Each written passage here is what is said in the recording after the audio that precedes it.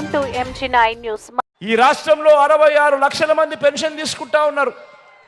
అవ్వ తాతలు ఉన్నారు, వితంతు అక్క చెల్లెమ్మలు ఉన్నారు, నా దివ్యాంగులు ఉన్నారు. మీ అందరికీ కూడా వీరందరికీ కూడా చెబుతున్నా, వీరందరికీ కూడా చెబుతా ఉన్నా, కొంచెం ఓపిక పట్టండి, కొంచెం ఓపిక పట్టండి. జూన్ 4వ తారీఖున మళ్ళీ మీ బిడ్డ ప్రభుత్వం వస్తుంది, మళ్ళీ మీ బిడ్డ ప్రభుత్వం వస్తుంది.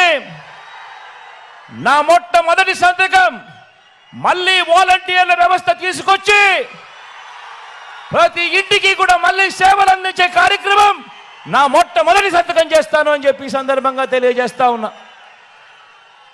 ఇదే చంద్రబాబు నాయుడు గారిని అడుగుతా ఉన్నా, అయ్యా చంద్రబాబు, నీ హయాంలో మీరు జన్మభూమి కమిటీలు పెట్టుకున్నారు కదయ్యా. పెన్షన్ కావాలన్నా, రేషన్ కావాలన్నా, సర్టిఫికెట్ కావాలన్నా, చివరికి మరుగుదొడ్లు కావాలన్నా కూడా లంచం ఇస్తే కానీ, వివక్ష లేనిదే కానీ ఏ ఒక్క పేదవాడికి అందే పరిస్థితి అప్పట్లో ఉండేది కదయ్యా. మరి ఆ జన్మభూమి కమిటీలు, మీరు పెట్టుకున్న జన్మభూమి కమిటీలు ఏ మాదిరిగా పనిచేస్తూ ఉన్నాయి, ఏ మాదిరిగా పనిచేశాయి?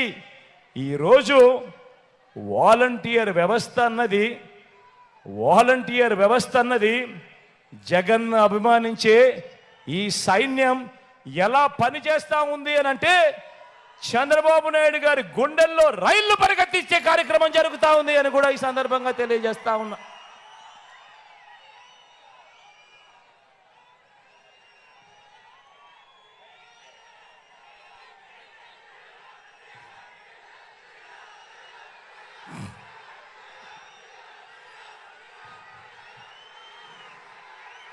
ఇంతమందికి అండగా నిలబడ్డాం కాబట్టి, ఇంతమందికి అండగా తోడుగా నిలబడ్డాం కాబట్టి ఈరోజు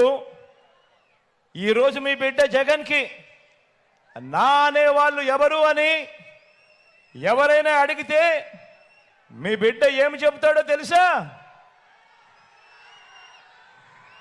ఇంతమందికి అండగా, ఇంతమందికి తోడుగా నిలబడ్డాం కాబట్టి మీ బిడ్డకు నా అనేవారు ఎవరు అని అడిగితే మీ బిడ్డ ఏం సమాధానం చెబుతాడో తెలుసా?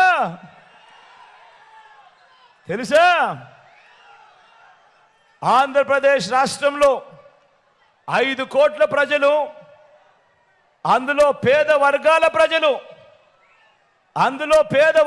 ప్రజలు వీరంతా నాకు నా వాళ్ళు అని గర్వంగా కూడా చెప్తాడు ఈ మీ జగన్.